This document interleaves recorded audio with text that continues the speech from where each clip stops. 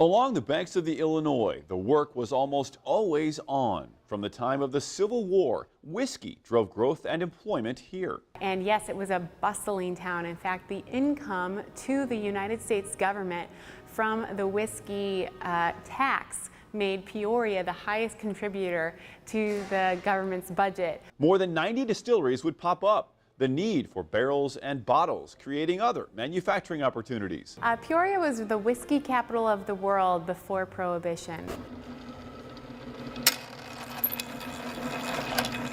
Now, a rising entrepreneur is putting a new spin on Peoria's spirited past. You know, beer all the way for me. From 190 to 212 degrees, the chill is on at Industry Brewing Company. There was never a thought of changing this into a whiskey distillery. Travis Molenbrink's been brewing culinary success stories in Peoria for a dozen years. And the product turned out here can end up in some of those restaurants. From the dark, rich colors of the coffee stout, the red amber, the IPA, to the lightest beer, the Kolsch, the best seller, all four of these beers, as different as they are, take about 3 weeks to finish right here on premises. He's also embraced the historical title. Maybe people pick up their phone or go to a computer and actually look up and see why we wrote that on there, and they'll get a little history of why Peoria was the whiskey city. It has to have hops in it, right? So in order to be able to call it a beer.